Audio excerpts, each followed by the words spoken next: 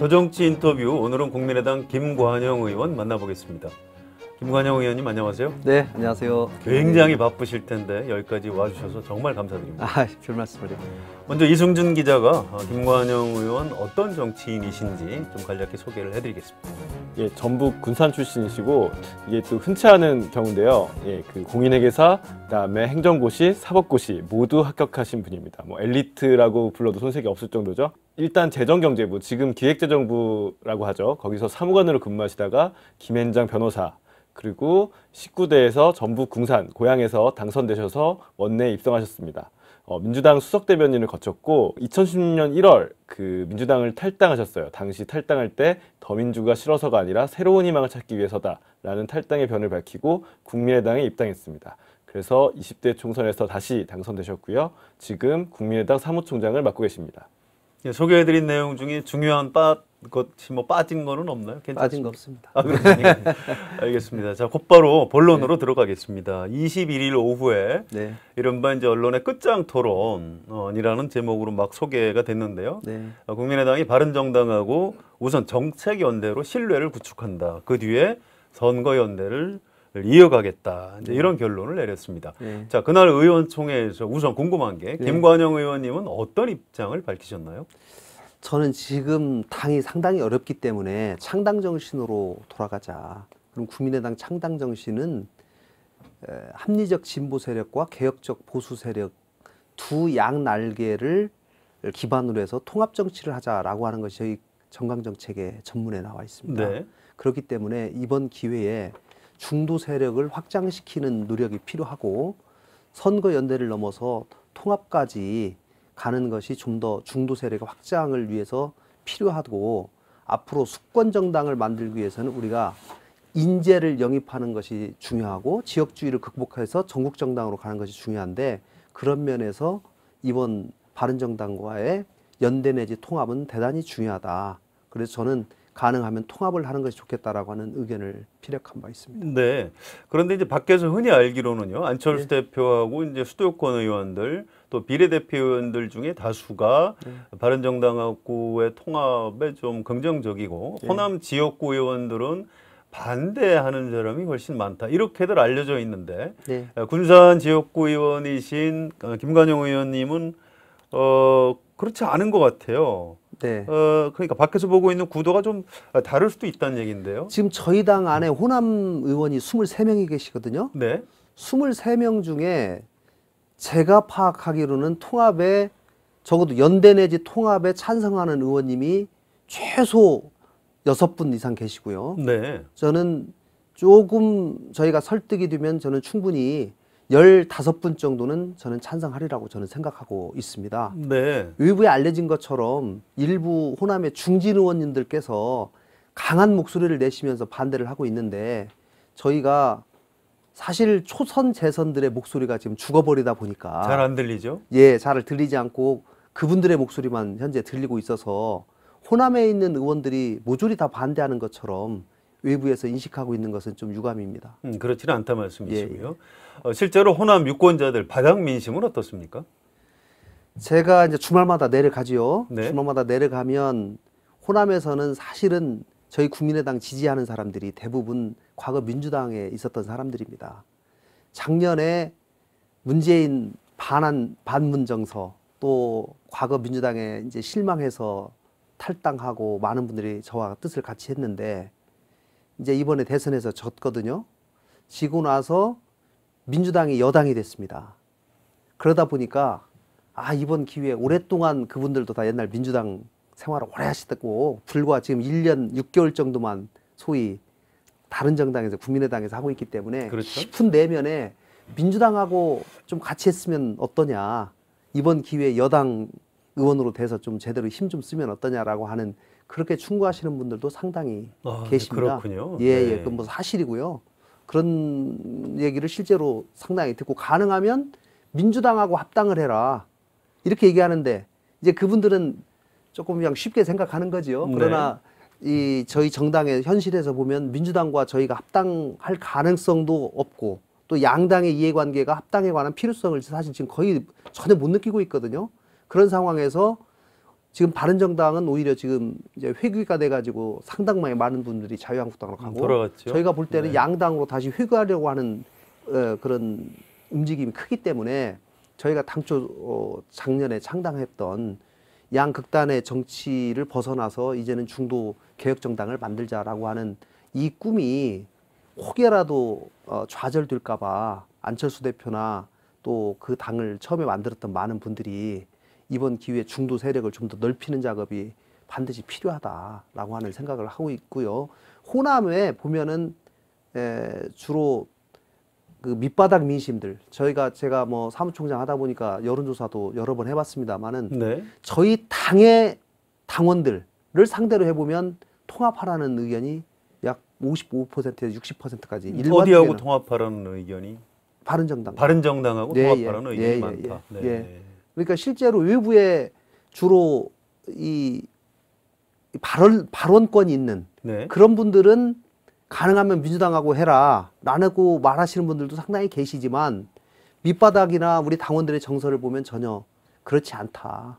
그러니까 당심하고 민심에 약간 차이가 좀 있는 거네요. 이제 당심은 한 60% 정도가 통합하라고 나오고요. 바른정당하고 통합해라. 그럼 민심 전체는 어떠냐? 민심 전체가 지금 민주당의 지지도가 워낙 높기 때문에 네, 그렇군요. 민주당 지지하시는 분들은 가능하면 통합을 원치 않고 네.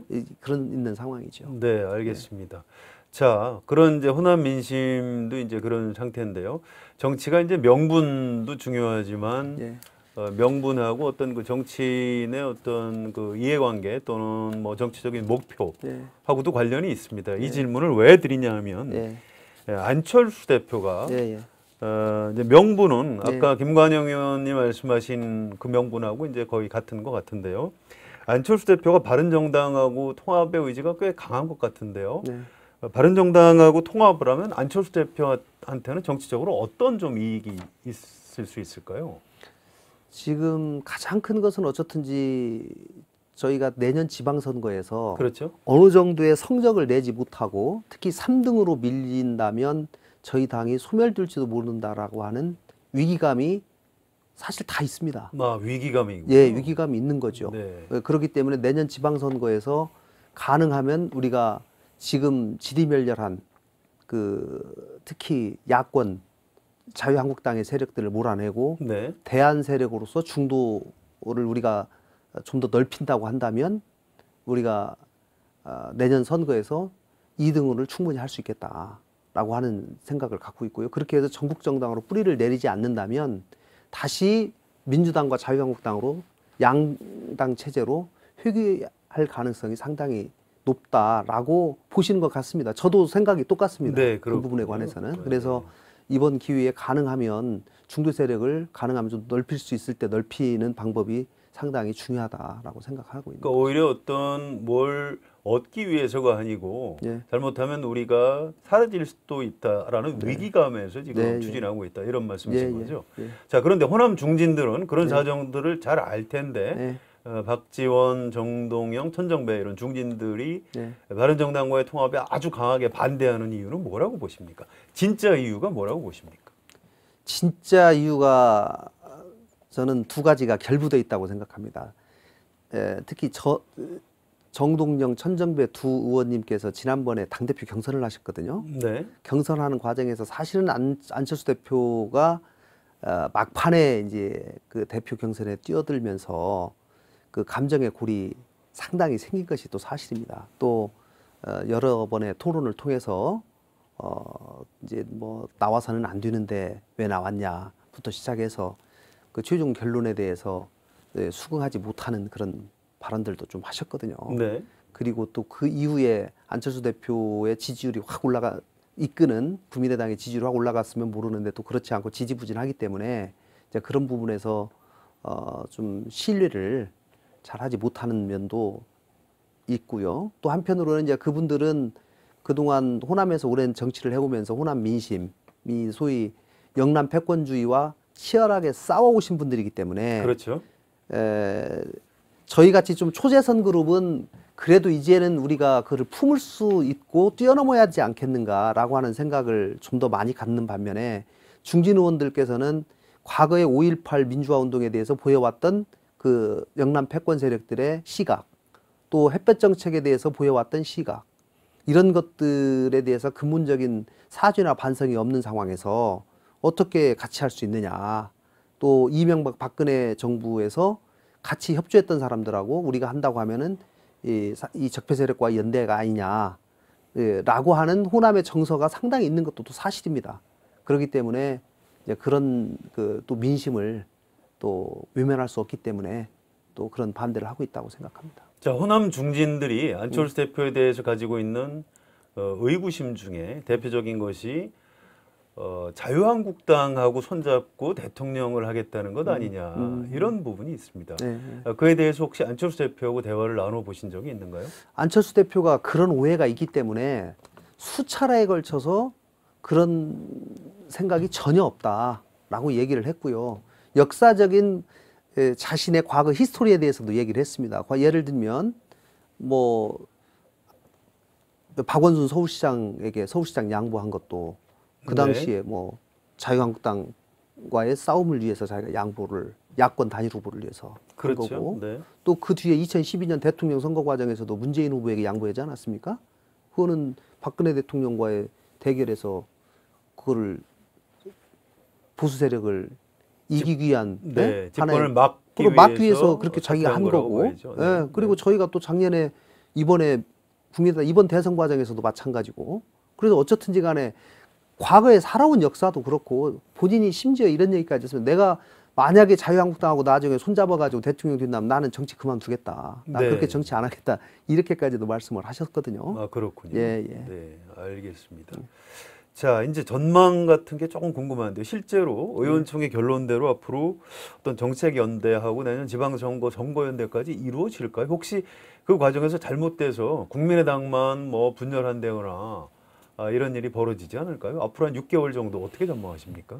아, 참 난관이 많습니다. 네. 솔직히 의원총회를 해보니 그 반대하시는 분들의 목소리가 굉장히 생각보다 큰 것도 사실입니다. 그러나 적어도 모든 의원님들의 공통된 결론은 정책연대는 적어도 해보자라고 하는 것이기 때문에 저희가 이번 정기국회에서 12월 9일에 끝나는 정기국회 안에 저희가 정책연대를 통해서 민생서민입법 저희가 10개를 서로 공조하기로 지난번에 합의를 했거든요. 네, 그렇죠. 그것을 좀 철저하게 공조를 해서 성과를 내야지 적어도 신뢰가 좀 쌓일 수 있다라고 하는 생각을 가지고 있고요. 일단은 거기에 집중을 해서 한 명이라도 더 많은 의원님들이 좀 더 정책연대를 하기 위해서 노력하고 더 머리를 맞대고 노력해 보니 성과가 좀 더 나는구나 라고 하는 것을 좀 인식하는 것이 저는 1차적으로 중요하다라고 생각하고요. 그게 어느 정도 신뢰가 쌓이면 그 다음에 선거연대를 위한 뭐 무슨 논의기구를 만들거나 또 그 다음 단계로 좀 넘어갈 수 있지 않을까 싶습니다. 일단 정책 연대를 해야 된다라는 공감은 충분히 있군요. 예. 네, 알겠습니다. 그 유승민 의원이 그 햇볕 정책을 포기하고 그 다음에 호남 지역주를 탈피해야 된다. 이걸 약간 통합의 조건으로 내세운 것처럼 하다가 이제 말을 다시 또 그건 아니라고 번복을 했잖아요. 실제 유승민 의원의 진위는 좀 무엇일까요? 제가 이제 그제 그 토론회 앞두고 이제 그렇게 반대하시는 의원님들이 그렇게 말씀들을 많이 하시지 않습니까? 그래서 제가 유승민 의원의 정확한 워딩을 제가 봤습니다. 그랬더니 지금의 안보 상황에서 과거 햇볕 정책을 버리고 라고 돼 있어요. 이게 정확한 워딩입니다. 네. 그리고 호남 지역주의를 뛰어넘어야 된다. 라고 이렇게 돼 있어요. 그래서 그 말의 진심을 보면 사실은 저는 틀린 것이 없다고 생각합니다. 그것을 그냥 왜곡해가지고 햇볕 정책 버려라. 호남 뭐 예를 들면 배제해라. 이렇게까지도 표현하시는 분이 계십니다.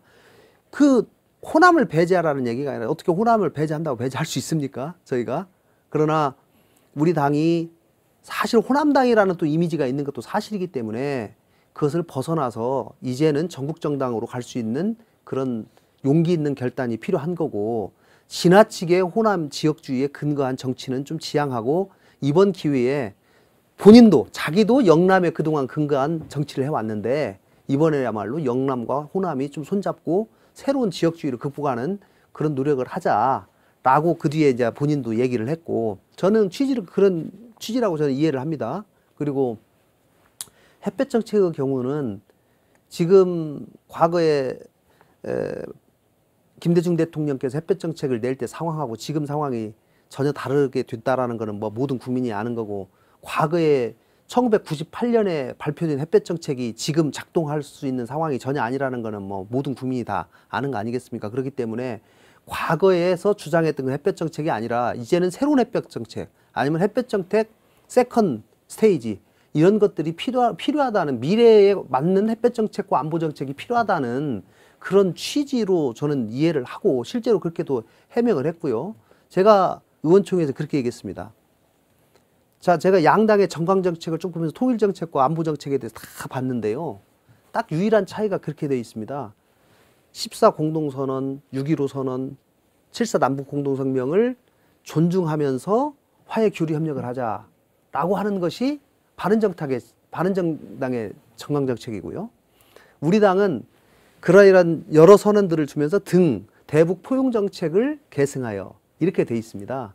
그래서 우리는 대북 포용 정책을 정상적으로 정강 정책에 딱 못 박아 놓은 거죠. 그러나 지금 우리나라에 있는 그 어떠한 사람도 과거에 말했던 대북 포용 정책 그대로 작동 가능하다고 보는 사람은 없을 거라고 생각하기 때문에 저는 오히려 독일의 통일 교훈에서 우리가 얻을 수 있는 거는 정치권이 여야가 합의한 통일 정책, 일관된 통일 정책이 만들어져서 정권이 바뀌더라도 바뀌지 않고 일관되게 하는 정책이 필요한데, 그것을 만들 수 있는 가장 좋은 세력이 저는 만약에 우리 당과 바른당이 손을 합친다면 만들어낼 수 있고, 이쪽을 양쪽으로 조금 더 양쪽에 있는 사람들을 설득해내면서 모든 사람이 공감할 수 있는 지속 가능한 통일 정책을 저는 만들 수 있다라고 저는 얘기를 하고 싶습니다. 네. 근데 이제 영남 지역주의와 호남 지역주의는 조금 층위가 다르다는 의견들이 많잖아요. 역사적으로 다르고 어쨌든 호남 같은 경우에 어떤 피해를 받았다는 정서가 있는데, 이 두 개의 지역주의에 대해서 호남의 지역을 두셨으니까요. 어떻게 좀 생각하세요? 사실은 이제 호남에서 그렇게 생각합니다. 저도 호남 사람이기 때문에 영남 패권주의와 호남 패권주의는 전혀 다르다. 예, 왜냐하면 영남 패권주의는 기득권을 지켜내고 다른 사람 자기들의 이득을 공고히 지키려고 하는 그 패권주의였다면, 호남은 민주화 투쟁과 어떻게 보면 차별에 관한 저항, 이런 것을 하기 위해서 불가피하게 했지 않느냐, 그런 측면이 있는 것도 사실입니다. 사실 그런 것들 때문에 호남의 중진 의원들이 오랫동안 그 피해의식에 계신 것 같아요. 그리고 사실 정치가 그동안 지역주의에 기반한 정치를 또 해왔던 것도 사실이고, 그래서 이제 그 부분이 있는 건데, 저는 이제는 그것을 좀 뛰어넘어야 될 시대가 오지 않았나라고 생각을 하기 때문에 제가 호남 의원님들한테 제가 그렇게 얘기했습니다. 우리 국민의당이 지금 의석이 28석 중에 23석이 우리 국민의당이 갔습니다. 그러면 호남을 대표하고 있는 세력은 그 누가 보더라도 국민의당이라고 적어도 의회 의석에 관해서는 이렇게 보여지는데, 이럴 때 우리가 영남이 만약에 바른정당하고 통합이 되면 3석이거든요. 그럼 우리가 3석밖에 양보를 하지 않으면서 호남이 자신감을 가지고 영호남 화합을 부르짖고 지역주의를 극복했다라는 우리가 명분을 얻을 수 있는, 좀 자신감 있게 우리 지역에 계신 분들을 설득해내면서 우리가 영호남 지역주의를 극복하는 선도 세력으로 나갈 수 있지 않겠는가라고 제가 말씀을 드렸던 거죠. 네. 근데 이제 이런 부분들이 어느 정도 이해가 되더라도, 이건 좀 사소한 질문일 수 있지만, 당대표가 예를 들어 통합했을 때 당대표가 유승민 대표가 된다고 했을 때 사실 호남 분들 같은 게 또 인정하지 못할 분들도 많을 것 같은데, 예를 들어서 이런 부분들을 좀 어떻게 풀어가실? 네. 거기까지는 뭐 진도가 뭐 너무 많이 나간 거라. 네. 통합이 사실 뭐 지금 될지 안 될지도 참 많은 낭만이 있기는 하지만은, 만에 하나 통합이 된다고 한다면 저는 새로운 대한민국의 정치의 이미지에 맞는 당대표가 외부에서 영입을 해올 수도 있다고 생각하고요.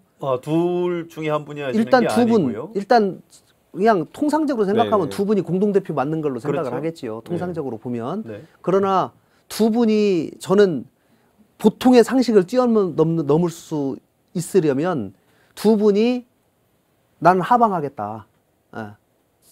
둘이 손잡고 배낭 메고 전국을 투어하겠다. 예를 들면 새로운 정치를 위해서. 그리고 전국의 인재들을 발굴하러 다니겠다.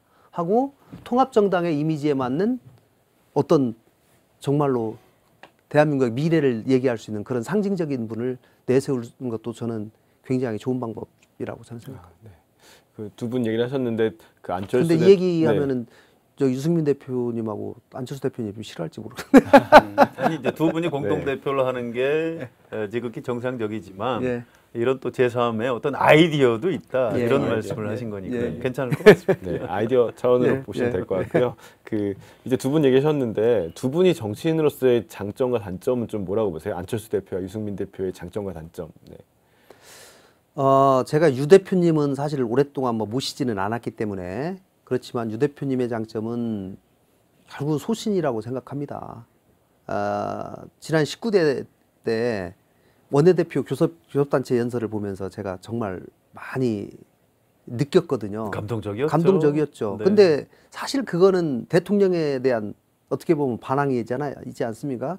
증세 없는 복지는 허구다. 이게 가장 핵심적인 언어였는데 그 당시까지 대통령의 기조와 반대되는 양심적인 발언을 했는데 시퍼렇게 살아있는 대통령 앞에서 용기 있는 그런 발언을 할 수 있다는 것은 정말 어려운 일이고요. 지금 여당들도 그런 건 좀 본받아야 된다고 저는 생각합니다. 지금 여당이 뭐 대통령 거수기 거의 비슷하게 지금 되고 있거든요. 그래서 그런 양심 있는 비판, 용기 있는 그런 비판 세력으로 남아할 수 있다는 것은 대단히 큰 장점이라고 생각을 하고요. 안철수 대표의 장점은 저는 대한민국의 미래 먹거리에 관한 고민을 꾸준히 하고 계신 것을 제가 실제로 수년간 옆에서 지켜봐 왔기 때문에 이분의 생각은 대한민국을 어떻게 과학과 기술과 경제를 발전시켜서 먹거리를 만들어서 다음 세대를 준비할까라고 하는 그 점에 굉장히 실력도 많이 가지고 계시고 철학이 있으시다. 그것이 큰 장점이다라고 생각합니다. 단점도 한 가지씩. 단점은 이제 뭐 통상적으로 안 대표님이 이 스킨십이 좀 약하다라는 말씀들을 좀 하시죠. 그런데 뭐 어쨌든 지난 대선 과정에서 몇 번에 소위 말하면 그분이 이 정치적으로 학습 능력은 뛰어나십니다. 그렇기 때문에 그런 지적들을 많이 받아왔기 때문에 이제 굉장히 많이 고치려고 노력을 하고 있는 중이고요. 그러나 뭐 근본이 어느 날 갑자기 확 바뀌지는 못하지 않겠습니까? 그러나 제가 볼 때는 뭐 저 며칠 전에도 뭐 저랑 저녁 먹었는데 폭탄주도 한 3잔 정말로 그대로 다 드시더라고요.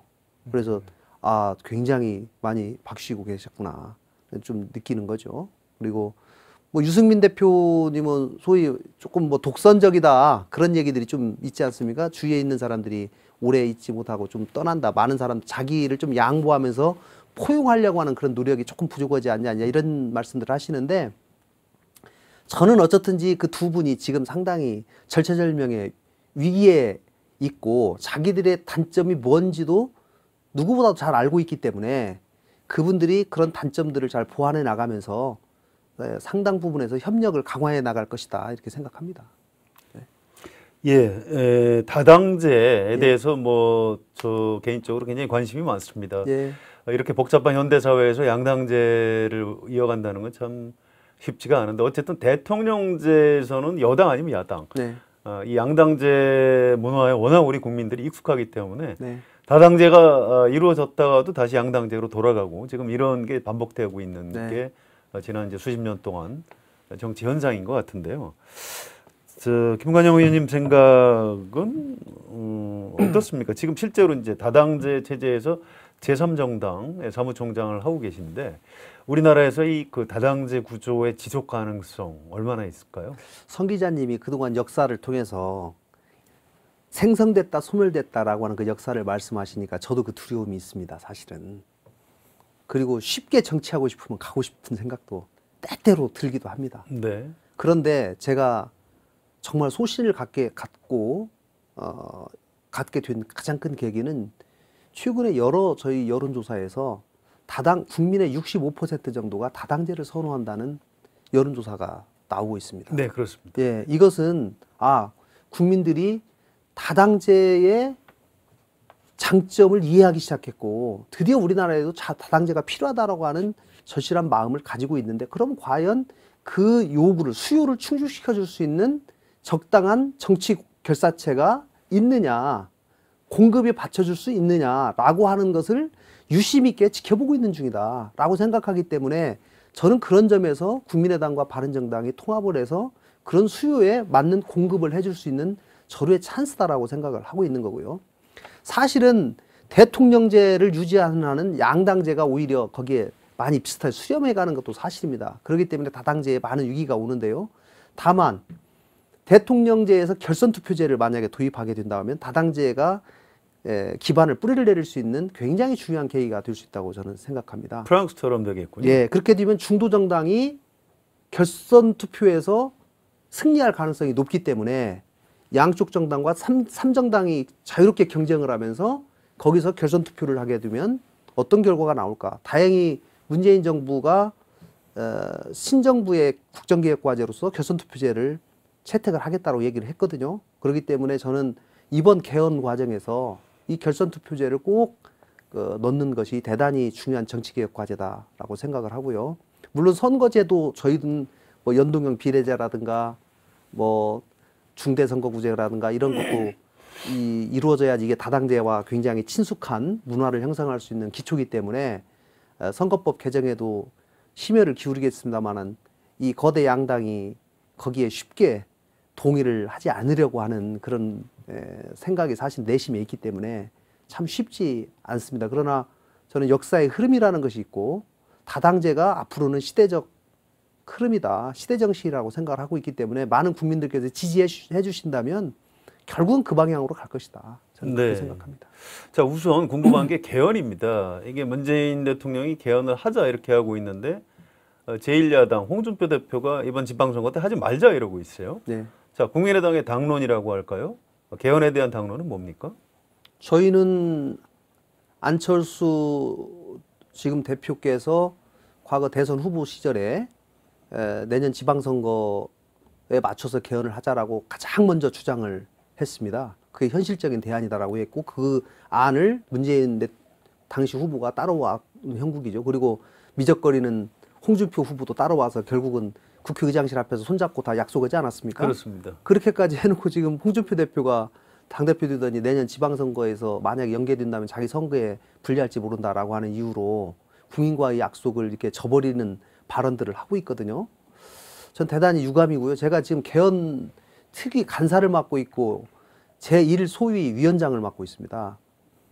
그래서 개헌에 대해서 그 누구보다도 절실하고 또 많이 공부도 하고 있고요. 이런 상황인데 이러한 역사의 퇴행적인 그런 생각은 국민으로부터 반드시 저는 심판을 받을 것이다 생각하고요. 작년 촛불의 민심의 가장 핵심이 결국 제왕적 대통령제를 개선해라. 그리고 시대에 맞는 기본권을 확충하고 지방분권을 이뤄내라. 라고 하는 것이 개헌의 가장 중요한 정신이거든요. 그래서 그런 방향에 역행하는 정치 세력은 반드시 심판받을 것이다 생각하고요. 홍준표 당대표의 개인적인 발언이 있지만 홍준표 대표가 다행히 국회의원이 현재 아닙니다. 아, 그렇군요. 그리고 대다수 많은 국회의원들이 그 개헌에 자유한국당 내에 있는 국회의원들조차도 개헌에 찬성하고 있는 입장이기 때문에 저는 그 문제가 좀 잘 매듭 지어지기를 간곡하게 바라고 또 새누리당 홍준표 대표에게도 이제 촉구합니다. 혹시 국회 개헌특위에서 개헌안 마련이 안 될 경우에 네. 개헌안 발의권을 가진 대통령이 개헌을 발의할 가능성도 있는데요. 그럴 경우에 어떤 국민의당의 권력 구조에 대한 입장 같은 것도 참 중요한 것 같아요. 저희 당은 지난번에 뭐 최종 당론으로 확정은 안 했지만 네. 분권형 대통령제를 분권형 대통령제. 저희 당의 기본적인 입장으로 지금 정하고 있습니다. 우리가 87년에 개헌을 하면서 대통령 직선제를 쟁취하지 않았습니까?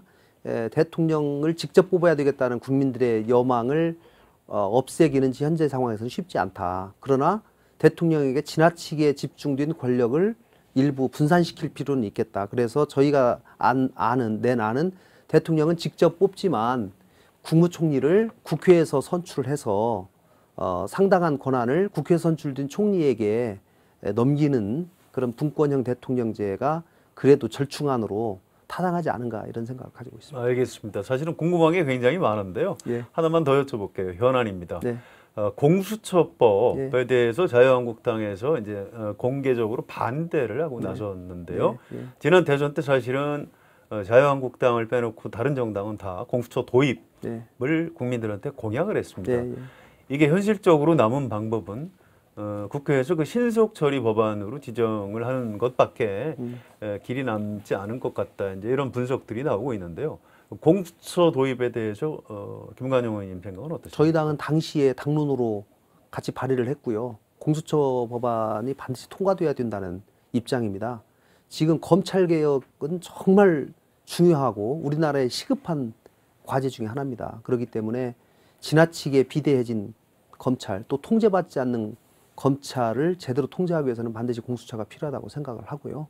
그 법이 저는 가능한 한 자유한국당을 잘 설득해서 조금이라도 양보할 수 있는 선에서 공수처를 설치하되, 예를 들면은 공수처장을 야당의 임명권을 주는 것, 저는 그 뭐 괜찮은 방법이라고 봅니다. 그렇죠. 네, 예. 안 될 거 없죠. 네. 예. 네. 그래서 대통령께서 그거 좋다. 그러면 그건 양보하겠다라고 하면은 저는 자유한국당이 조금 들어올 가능성도 있다고 보거든요.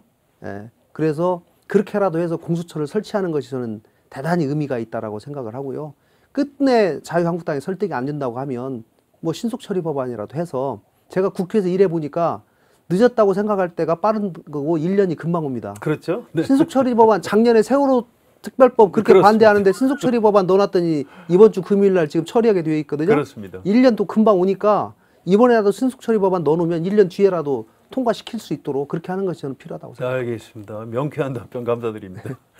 자, 이승정 기자 네. 좀 이어주실까요? 일단 문재인 대통령 그 지지율도가 계속 고공행진하는데 이거 이유는 뭐라고 생각하시는지 하나와 또 잘못하고 있는 점 무엇인지 요거 좀 설명해 주세요. 문재인 대통령이 지금 높은 지지도를 하고 있는 것은 첫 번째, 워낙 그 전에 대통령이 무려 한 7개월 정도가 공석이었고 사실상 공석이었죠. 대한민국의 대통령의 역할이 없었기 때문에 대통령의 역할을 정상적으로 수행한 것만으로도 굉장히 대한민국이 정상적으로 돌아가고 있고 안도감을 주는 측면이 크고요. 또 어쨌든지 촛불의 힘에 의해서 또 대통령이 됐기 때문에 그 힘이 여전히 강하게 작용을 하고 있습니다. 그리고 탈권위적이고 서민 행보를 하시는 거, 또 과거에 잘못된 관행들을 뜯어고치기 위해서 적폐청산의 작업을 하고 있는 거, 이런 것들이 국민에게 큰 환호를 받고 있다고 생각하고요. 저는 잘못된 것이라고 하면 저는 인사 문제라고 생각합니다. 지나치게 저는 코드 인사를 많이 하고 있다. 그 부분에 관해서는 적어도 과거 박근혜 정부와 크게 다를 바가 없다라고 저는 생각합니다. 지나치게 코드 인사는 어떤 그 일을 하기에 가장 적합한 대한민국의 전문가와 실력 있는 사람이 갈 수 없는 그런 결과가 되는 것이고요. 그것이 결국은 국가 경쟁력이 저하되는 문제로 귀결되기 때문에, 특히 인사청문 보고서가 전혀 채택되지 않은데도 불구하고 일방통행식으로 임명된 장관이 지금 5명이나 되거든요. 이런 것들, 그리고 어제 홍종학 장관을 임명하면서 뭐 본인의 의도는 그것이 아니다라고 말씀하실지 몰라도 인사청문회에서 반대가 많은 장관이 일을 더 잘할 수 있도록 보여줘라. 사실 그 발언까지는 저는 과했다고 생각합니다. 국회에서 이런 문제가 있었지만 그래도 열심히 그런 것들을 더 보완하기 위해서 열심히 좀 해주십시오. 라 정도로 얘기했으면 되는데, 이것은 마치 국회 인사청문회가 별 무력하고 제대로 검증하지도 못하고 있고 나는 그거가 무관하게 나의 길을 가겠다라고 하는, 국회를 약간 무시하는 듯한 그런 발언을 오해받을 수 있는 충분히 가능성이 있었던 발언이거든요. 그래서 실제로 국회를 그렇게 무시하고 있지 않느냐라고 하는 이제 생각이 들기 시작하는 겁니다. 그렇기 때문에 그런 점에서는 좀 더 국회와의 협치, 또 국회의 의견을 존중하는 그런 정치를 했으면 좋겠다는 그런 생각입니다. 네. 그리고 이제 개인적인 질문 한두 개만 드릴게요. 예. 사실 기획재정부 지금 어떻게 보면 차관이든 장관이 되셨을 수도 있고 네. 원래 이 세 개 고시를 붙으셨으니까요. 네. 또 뭐 아니면은 변호사로서 경제적 성공도 거둘 수 있으셨는데 네. 정치를 하게 된 계기가 특별한 게 좀 있었나요? 네. 예, 제가 이제 맨 처음에 재경부에서 공직 생활을 하다 보니까, 이게 공직 생활 하다가 로펌에 가서 10년간 일을 했거든요. 공직 처음에 7년 하고, 그러다 보니까 아무래도 공직에 대한 향수가 자꾸 생기는 면이 하나 있고요. 또 제가 변호사로서 일을 하다 보니까 변호사는 만들어진 법을 해석하는 일을 주로 하고 고객을 돕는 일을 하는데 그 일을 하는 과정에서 참 불합리한 법을 참 제가 너무 많이 발견을 하게 됐습니다. 그러나 변호사가 법을 바꿀 수는 없지요. 주어진 법에서 해석할 수밖에 없는 거기 때문에 그래서 법을 만드는 것이 정말 중요하다. 대한민국의 시스템을 만드는 것이 너무 중요하기 때문에 이 일을 직접 해봐야 될 필요가 있겠다라고 하는 것을 생각했고요. 다른 하나는 제가 이제 제 고향 문제입니다. 사실 지역 격차가 워낙 심각해지고 갈수록 더 심각해지고 있기 때문에 군산의 경제 활동, 문화 활동, 교육 이런 모든 그런 면에서 서울과 격차가 갈수록 커지는데 내가 공부하고 배우고 그동안 쌓아온 경험들을 우리 고향을 위해서 그 격차 해소를 위해서 해서 조금이라도 도움이 된다면 좀 헌신 하는 것도 의미가 있겠다라고 하는 그런 생각에서 정치에 입문하게 되었죠. 의원님 홈페이지 보면 그런 것들이 많이 좀 반영돼 있더라고요. 고향 군산에 대한 어떤 그 약간의 부채감, 약간 이런 것들이 보이더라고요. 홈페이지 보면. 네. 그 마지막으로 이제 정치인인데 어쨌든 앞으로 목표가 있을 거 아니에요. 뭐 삼선도 있을 거고 아니면 당직도 있을 거고 또 지자체장도 있을 거고 하는데 좀 앞으로의 목표는 어떻게 되세요? 저는 글쎄요. 제가 이번에 중도 통합 강화하자는 이런 얘기를 하면서 다음번 선거에서 떨어질지도 모른다라는 그런 두려움도 사실은 있습니다. 호남 민심에 이게 반하는 거 아니냐. 그리고 내년 지방선거를 앞두고 저랑 같이 정치를 하고 있는 시의원, 도의원들이 그것만은 좀 가능하면 공개적으로 얘기하지 말아주라. 이렇게 저한테 개인적으로도 부탁을 합니다. 그러나 제가 가지고 있는 정치 철학이 있고 소신이 있기 때문에 저는 대한민국에 네 편 내 편 가르지 않는 좀 그런 정치를 하고 싶습니다. 이 정권 잡으면 저놈들은 죽일 놈들 한이 묻어나오는 그런 정치는 반드시 또 다른 한을 불러일으키기 때문에 이제는 그거를 뛰어넘어야 된다. 지역주의도 뛰어넘어야 된다. 그리고 이념도 뛰어넘어야 된다. 라고 하는 생각을 가지고 있고요. 그러면은 그것을 조그마한 부분에서부터 실천을 하는 것이 중요하고 가능한 한 가운데 중도의 세력을 넓힘으로써 그것이 수렴되어질 수 있도록 하는 것이 대단히 중요해서 이제는 포스트 민주화 시대를 여는 그러한 정치가 반드시 이 땅에 나와야 되는데 그 일에 이번 저는 바른정당과 우리 당과의 연대 통합 문제가 그 리트머스 시험지가 아닌가라고 하는 그런 생각까지 가지고 있습니다. 그래서 좀 새로운 시대에 맞는 그런 정치를 꼭 좀 해보고 싶습니다. 네.